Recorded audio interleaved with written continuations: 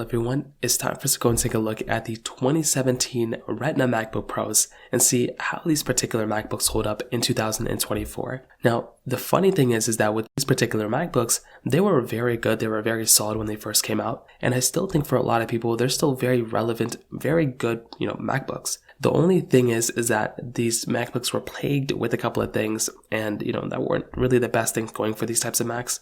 On top of that, these particular devices, they are basically essentially, kind of unsupported with software. So that might mean that you might not want to pick up this thing. I still think you can use a MacBook like a year or two, even when it's done getting to software support. But that's just one of those things to kind of keep in mind here. So if you do want to go and pick up a MacBook that I probably would recommend buying this year, links will be down in the description. You can get that from there and you can help support the channel at the same time. So the big thing here though, in my opinion, is that with the 2017 Retina MacBook Pro, these particular MacBooks are still holding up fairly well from a body standpoint. At the top of your particular MacBook, you're essentially getting your standard Apple logo at the very top. So this is something that's really cool because you can just go ahead and basically just, have your standard MacBook logo. It's very nice. It's not a glowing logo, which is kind of unfortunate, but it's still fairly good. And I don't really have too many issues from that particular perspective with the top portion. On top of that, I still think the build quality of these MacBooks feels so good in the hand. Like they are very, very expensive feeling Macs, which is really nice. Now looking at the side of this particular MacBook, you can see on one side we have two Thunderbolt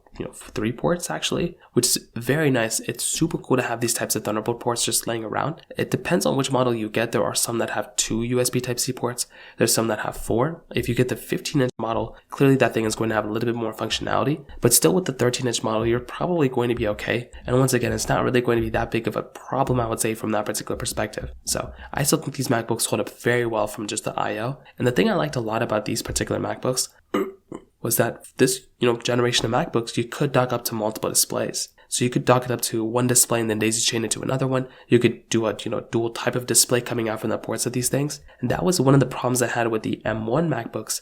And then even with some M2 MacBook models, you still couldn't even get dual displays. Now Apple's kind of changing that out a little bit, but luckily with the M1 Pro models, you could change things out and everything like that. But that in and of itself was one of the more annoying things going on for this particular Mac with the newer M1 models that the 2017 Intel Macs didn't really have to deal with. So that was just one of those funny things that just kind of happened. Personally for me, like I said before, I like the Intel MacBooks, for a lot of them, but this particular MacBook kind of had the ability of docking up to multiple displays.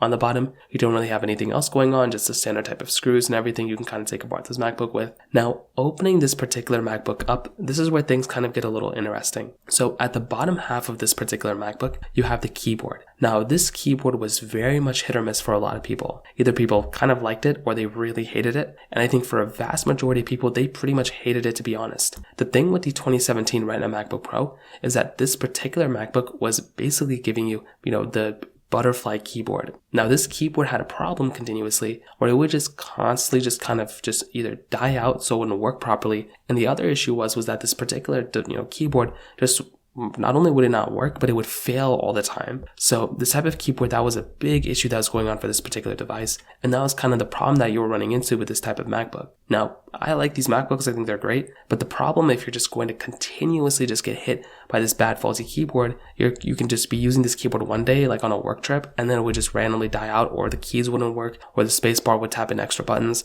It was just a mess. That was something I really did not like about this particular device. And that, in and of itself was another problem going on for this particular Mac. So luckily Apple did kind of give us a service repair program, but another thing to keep in mind was that Apple pretty much removed that service repair program. So you can't really even take advantage of that repair program anymore either. So this in and of itself is like another thing on top of that other thing that we just talked about as well. So it just kind of keeps getting a little bit weirder and weirder for this MacBook. I will tell you, this is where things kind of start getting a little bit better for this Mac, but beyond that, that's just a really big thing that you have to kind of keep in mind. So that right there, you have to kind of keep in mind in the back of your head. Now, on top of that, another thing going on for this particular Mac is its display. Now, the funny thing is this display on this MacBook, I think is still very good for the most part. It's a very good quality display. There's not really like too many issues going on with it either. And I do think like if you're going to go through and get some sort of a device, this thing is actually pretty decent. Again, it could be much, much worse. And I think this is a pretty decent display when it comes down to it. It's a Retina display. It's 13 inches on the base model one, but it's 15 inches in the top tier one.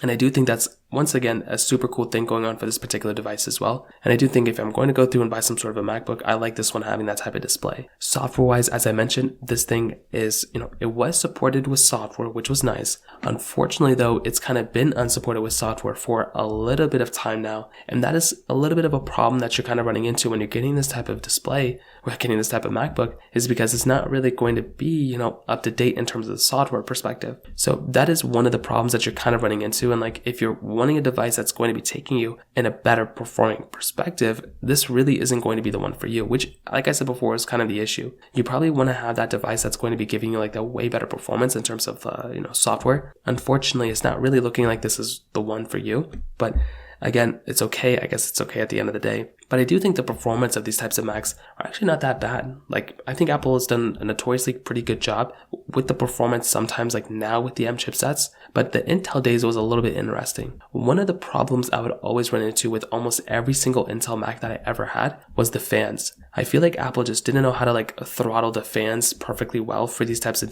devices, and that was kind of an issue that you were running into with this type of Mac. I really do feel like with this MacBook, like you could have easily, I feel like Apple could have done a better job here from the performance side, but either the thermal throttling or the fans just kicking out all the time really made it hard for me to record audio for videos. Like if I wanted to go and record audio for video, I wouldn't be able to do that because the fans would just kick on all the time. So I would have to go through and just like either wait until the fans turn off or put my MacBook in a different area and record in a different area. Like, it was so tough and it was so annoying. Luckily, with the M models, that's not a problem anymore. But with these Intel MacBooks, be prepared to hear the fans kick on all the time, and be prepared for your MacBook to get much hotter than you probably expect. There was just something going on with these types of Intel Macs that was just so weird. I do think Apple's done a better job with their M models, like a way better job now. But at that time, these Intel ones were like unbearable. At least with my workload, they were just kicking on all the time. But beyond that, I will tell you, this is still a fairly decent performing MacBook for how old this device is. You can still stack it up to however much RAM, I think 32 gigs of RAM on the 15-inch model that you can tap it out at.